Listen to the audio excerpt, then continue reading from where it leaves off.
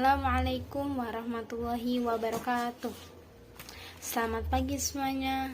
Bagaimana kabarnya?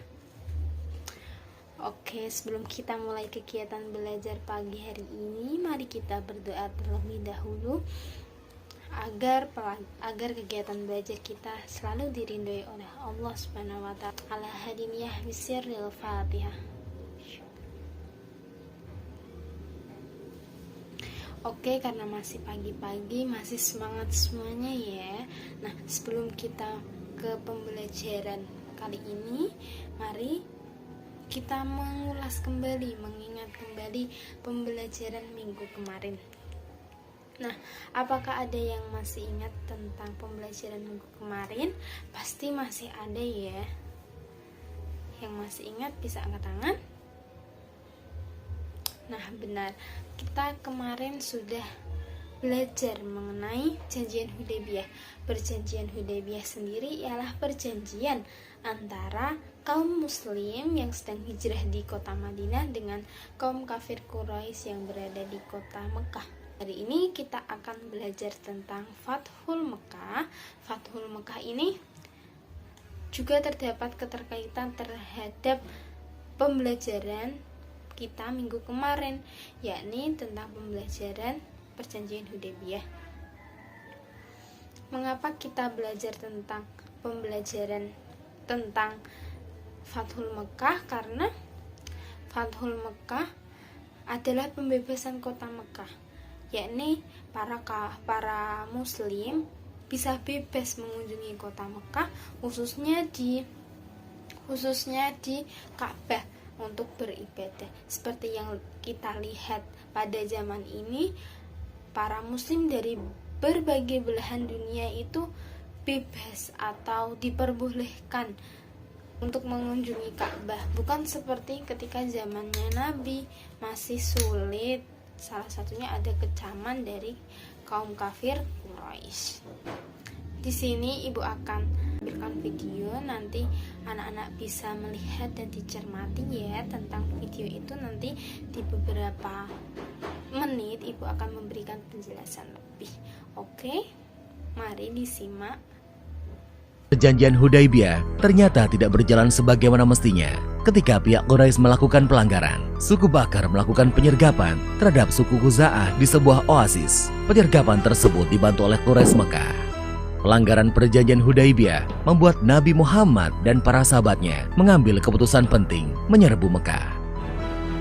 Sedangkan di Mekah, para pemimpin Quraisy yang menyadari pihaknya telah melakukan pelanggaran mengirim Abu Sufyan ke Madinah untuk melakukan diplomasi. Di Madinah, Abu Sufyan menemui Nabi Muhammad dan memberikan penjelasan panjang lebar. Namun, Nabi Muhammad tidak menghiraukan Abu Sufyan. Selain bertemu Nabi Muhammad, Abu Sufyan sempat menemui Abu Bakar, Umar bin Khattab, dan Ali bin Abi Thalib. Namun, tetap saja Abu Sufyan gagal menemukan jalan keluar.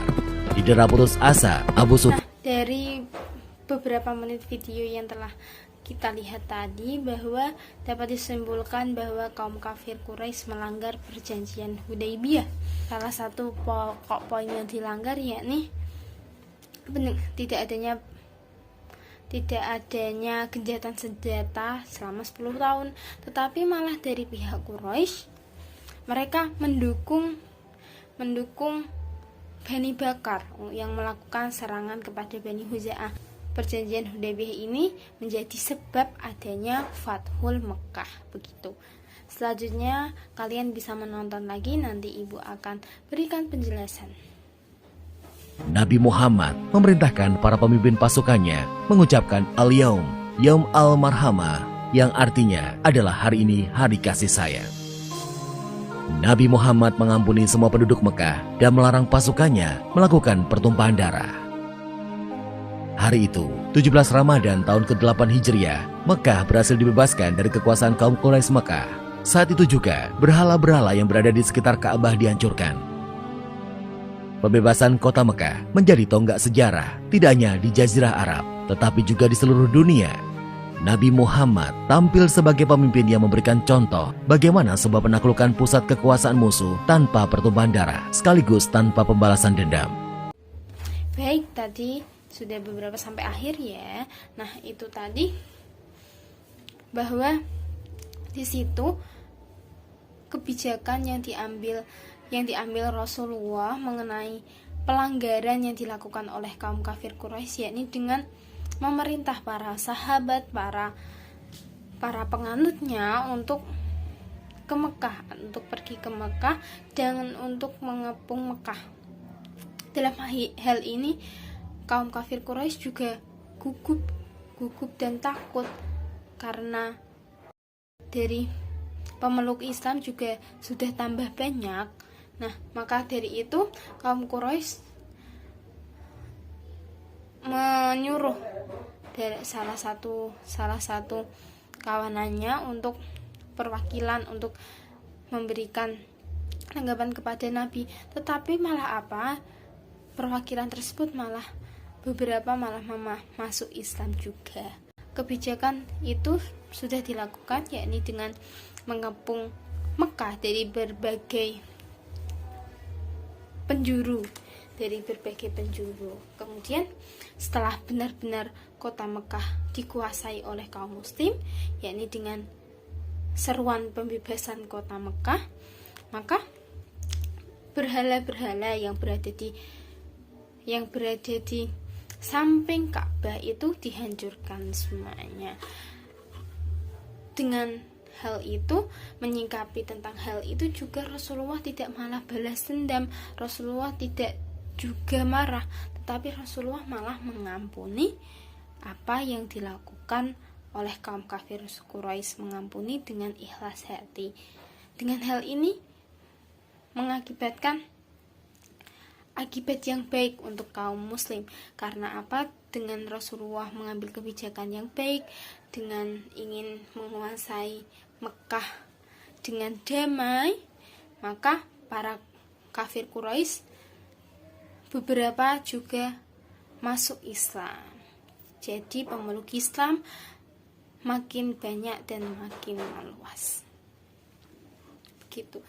Nah, hikmah yang diambil dari Rasulullah, dari sikap kepemimpinan Rasulullah tidak membalas segala keburukan dengan keburukan juga, tetapi Rasulullah malah membalas keburukan tersebut dengan kebaikan. Nah, kebaikan tersebut juga mendatangkan kebaikan lagi dengan banyaknya pemeluk agama Islam. Begitu. Nah, setelah itu, setelah kita mempelajari tentang materi Fathul Mekah, semoga para anak-anak, para teman-teman bisa mengambil sikap teladan yang baik dari kisah ini. Apakah ada yang ingin ditanyakan? Oke, nah kaum kafir, Bani Bakar dan Bani Huza'ah itu siapa dan mengapa mereka melakukan peperangan tadi ya. Nah, Bani Bakar itu sekutu atau suku yang damai dengan kaum kafir Quraisy, sedangkan Bani Huza'ah itu adalah sekutu dari kaum muslim. Nah, sebelum adanya perjanjian Hudaybiyah, dua suku ini sebenarnya dari dulu sudah ada peperangan, tetapi adanya perjanjian Hudaybiyah sedikit terlerai, sedikit meredam. Tetapi karena dalam perjanjian Hudaybiyah ini tidak diusut dengan tuntas, maka masih ada dendam tersendiri, dendam terselubung dari Bani Bakar. Oke, demikian pembelajaran kita pagi hari ini, semoga bermanfaat. Ibu mohon maaf jika ada kesalahan. Wallahul muwaffiq ila aqwamit thoriq. Wassalamualaikum warahmatullahi wabarakatuh.